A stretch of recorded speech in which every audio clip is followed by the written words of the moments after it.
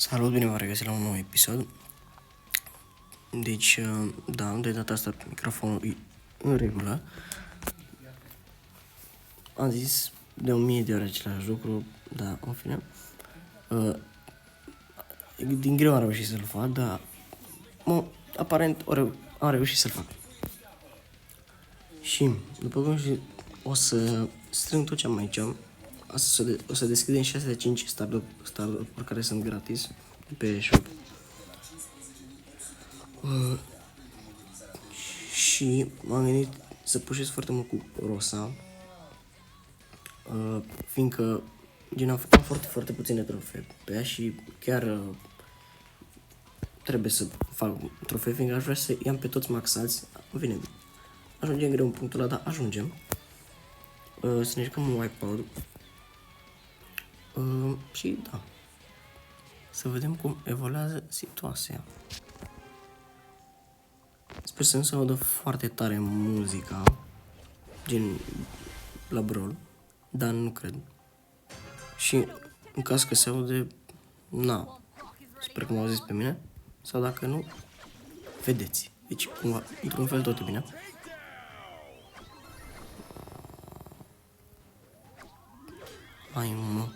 Lumii e destul de periculoasă, pe lângă care și Grif. Bun. Cu Ali n-ai ce să faci, n-ai nicio șansă.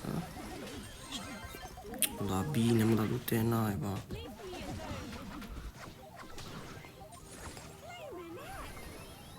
Se putea să nu tragi tu de la 5 km. Nu se poate.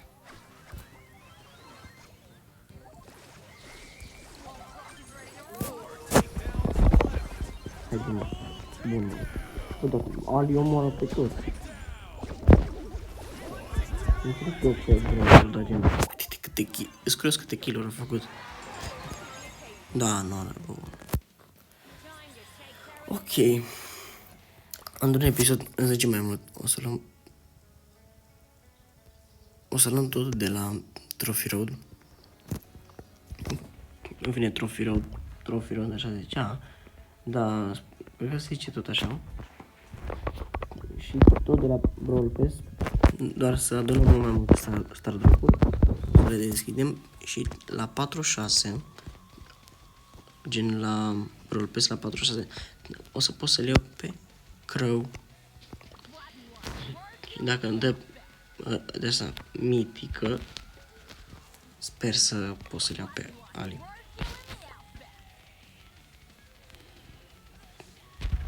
Ce ziceți?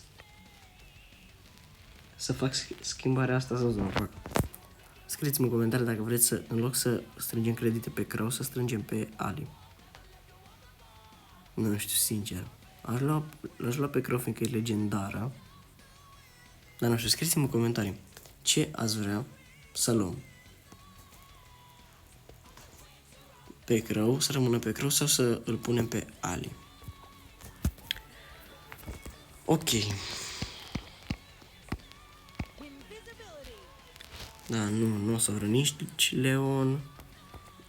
Uitați, dacă dau aici, o să fie pe ăștia 3. Dar sincer, eu aș vrea pe Crow, fiindcă la ce noroc am eu, nu o să pot, gen, mă rog, n-am noroc, mai pe scurt. Scăpa telefonul, nu contează. Să vedem la ce putem să dăm. Uite, la Mortis am nevoie să dăm un upgrade.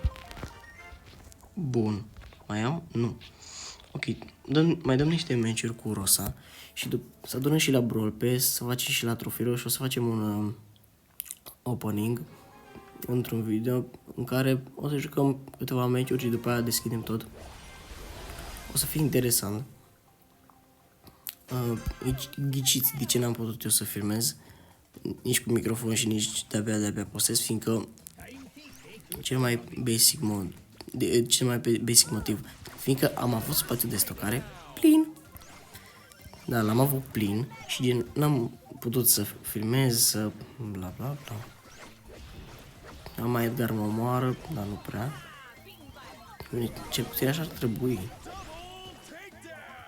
Dar mă omoară acum, care e ciudă. Nu? Ok.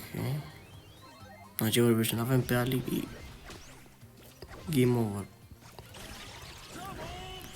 Gromul ăla cred că stă să moară, gen. Că nu înțeleg scopul în viață. Asta o sări pe mine. Și... Dar nu îmi lasă ăștia un kill, mai ales Ash. Deja mă enervează. Uite-te. Deci eu cred că un kill am făcut. Un kill. Uite. Am făcut 2 kill-uri. Ali a făcut 5 kill-uri. Ash a făcut 8 kill-uri. Adică ca să înțelegeți. Și o să fac și un episod în care să dăm numai play again, gen, să dăm play again în continuu. Hopa. Da, trebuie să mai bag unde ăsta. Băgăm un singur match de Hypercharge House, cred că zice, sau ceva de genul. Singur match pe episodul ăsta, dar o să fac... Am idei de episoade. O să fac un episod în care să jucăm gen doar harta asta, doar eventul ăsta. E destul de mișto. Din un brawler pe care nu i-ai, bla bla bla. Totdeauna mi-a plăcut chestia asta. Să poți să și cu brawler pe care nu i-ai, dar într-un fel mi-a plăcut, în altul nu. N-ai nicio nostalgie, nimic. Hai Mortis. Hai Mortis. Știi că nu spune. Bun. Și e destul de OP. Iar dacă nimeni nu-l prea în seamă, e chiar OP. Fiindcă, gândiți-vă.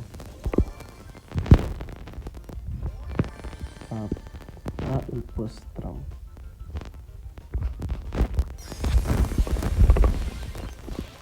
Nicio șansă.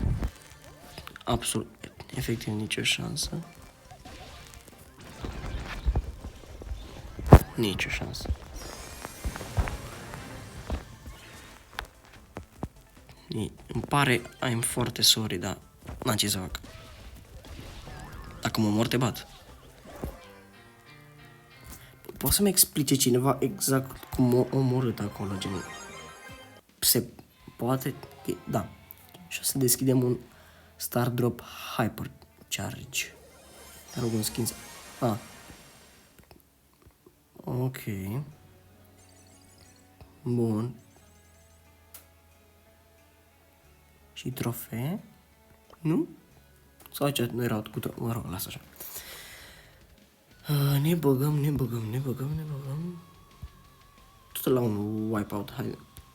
Nu mă întrebați de ce am brolul în spaniolă, l-am uitat așa. Da, ok. Dar știi ceva, asta că deja chiar mă enervează. Să îl punem așa. Așa, mă, frate. Bun. Altă viață. Și... lasă așa. Gata. Ca să știm o treabă, să fie mai ca lumea. Așa. Și da, sper să vă placă, fiindcă cu Brawl se face cam rar acum, gen de youtuberi ăștia, să zic, vechi, dar vechi între ghilimele. Știu parcă odată că Nociv jucam, Nociv juca Brawl ăsta, gen mai mult decât alții, sau cel puțin așa știu eu. Juca mai mult. Cum Ali omoară, că eu mor eu, nu Ali. Uite-te. Acum l-am omorât eu, da. Te rog. Și că... nu înțeleg, așa stau ăștia se sinucid. Gen, la modul ăla. E o perosa. În fine, am power 7 pe ea, ce-i drept, dar n-am folosit-o. Scură cine a făcut cel mai multe kill-uri. 7 kill-uri. 1 kill. Ok. Deci, eu tare mult mi-aș dori să... pe Cordelius, nu știu, dintre legendare, sunt două care sunt cele mai OP, Chester și Ember. Dintre legendare, hai și Kit. dar în rest îs basic, gen, poți omorâ pe mult mai ușor, dar pe Amber e greu să omori. Nu știu dacă ai nici cu Edgar, de-abia omor cu Edgar, că rămâi cu 1% viață. Mulți ziceau, nu știu de ce, unii dintre prietenii mei ziceau că Amber e slabă. Nu știu, unor au auzit că Amber e slabă, gen, e total opus. Adică, nu știu dacă ai cum să o bați așa ușor. Bine, hai că dacă ai un brawler mai cu power mai mare, cum ar fi eu, cu Rosa sau cu nu știu ce, da, hai că ai șanse. Da, ai de viața mea mai nimerit. Bro, cine se bagă cu Piper în bush? Cine se bagă cu Piper în bush? Like, what? Cine se bagă cu Piper în bush? What? N-am văzut așa ceva niciodată. Cu Piper în bush. Cu Piper.